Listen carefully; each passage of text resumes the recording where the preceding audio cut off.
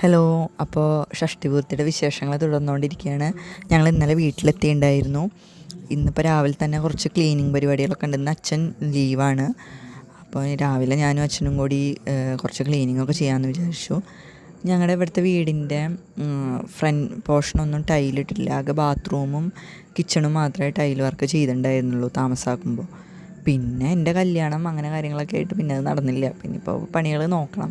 അപ്പോൾ ഈ ഫ്രണ്ട് ഇങ്ങനെ സ്ലാബും കാര്യങ്ങളൊക്കെ ഇങ്ങനെ കിടക്കുക കാരണം വൃത്തിയാക്കിയാലും ഒരു മെന കിട്ടണില്ല. അപ്പോൾ ഞാനും അച്ഛനും എന്ത് ചെയ്തു, കുറച്ച് സർഫൊക്കെ ഒഴിച്ച് ഒന്ന് ബ്രഷ് ചെയ്ത് നോക്കാമെന്ന് വിചാരിച്ചു. അതൊക്കെ ചെയ്ത് നോക്കി. അപ്പോൾ കുഴപ്പമില്ല, വൃത്തിയായി. അത് കഴിഞ്ഞപ്പോഴേക്കും ഒന്ന് റെഡിയായി വന്നു. ഞങ്ങൾക്കൊന്ന് വടക്കാഞ്ചേരി പോകണം, കുറച്ച് പച്ചക്കറിയും സാധനങ്ങളൊക്കെ വാങ്ങാണ്ട്. ഞങ്ങൾ കണ്ണൻ ഉറങ്ങി, ഉച്ചയ്ക്ക് ഊണ് കഴിഞ്ഞിട്ടുണ്ടായിരുന്നു. അപ്പോൾ കണ്ണൻ ഉറങ്ങി. അപ്പോൾ അവനെ ഇവിടെ അമ്മയുടെ അടുത്ത് നിർത്തിയിട്ട് ഞങ്ങൾ പോയി വരാമെന്ന് വിചാരിച്ചു. പോണ വഴിക്ക് ഞങ്ങൾ ഐസ്ക്രീം നോക്കാനുണ്ടായിരുന്നു. ഐസ്ക്രീം ഓർഡർ കൺഫേം ചെയ്തിട്ടുണ്ടായിരുന്നില്ല. അപ്പോൾ അതൊന്ന് നോക്കി, അത് ഓർഡർ കൺഫേം ചെയ്തു, നാളെ വരാമെന്ന് പറഞ്ഞു.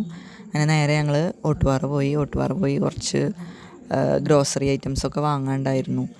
അതൊക്കെ വാങ്ങി. അപ്പോഴാണ് കേട്ടോ കണ്ണപ്പന് ഒരു വണ്ടി, ഒരു ടൂറിസ്റ്റ് ബസ് മോഡൽ ഒരു സാധനം കണ്ടു. അപ്പം അച്ഛൻ പറഞ്ഞു അത് അവന് മേടിക്കാമെന്ന് പറഞ്ഞു. അവന് ഈ വണ്ടികൾ ഭയങ്കര ക്രൈസാണല്ലോ.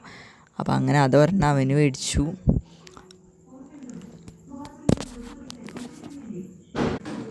അങ്ങനെ ഞങ്ങൾ വീട്ടിലെത്തിയപ്പോഴേക്കും ഇവിടെ പന്തലിൻ്റെ ചേട്ടന്മാർ വന്നിട്ടുണ്ടായിരുന്നു കേട്ടോ.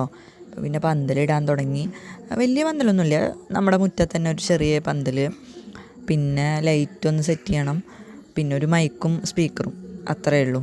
അവർ അത് സെറ്റ് ചെയ്തുകൊണ്ടിരിക്കുന്നുണ്ട്. ഫ്രണ്ടിൽ തന്നെയാണ്, മുറ്റത്ത് തന്നെയാണ് ഇടുന്നത്. അപ്പോൾ അതിൻ്റെ ഇടയ്ക്ക് ഞാനൊന്ന് കടയിൽ പോയി വരാൻ, ഞാൻ ഫ്രഷായിട്ടൊന്നുമില്ല, രാത്രി വേണം കുളിക്കാൻ, ഇതൊക്കെ കഴിഞ്ഞിട്ട് വേണം. അപ്പോൾ ഒന്ന് കടയിൽ പോയി വരാമെന്ന് വിചാരിച്ചു. നമ്മുടെ വീടിൻ്റെ തൊട്ടടുത്ത് തന്നെ ഒരു ചെറിയ ഷോപ്പുണ്ട് കേട്ടോ. അപ്പോൾ ഞാൻ ഒറ്റയ്ക്ക് ഇങ്ങനെ നടന്നു പോവാണ്. അവിടെ നിന്ന് പപ്പടം വാങ്ങാണ്ടായിരുന്നു. അപ്പോൾ അത് വാങ്ങി വന്നു. അപ്പോൾ ഇനി ബാക്കി വിശേഷങ്ങൾ പുറകെ വരും.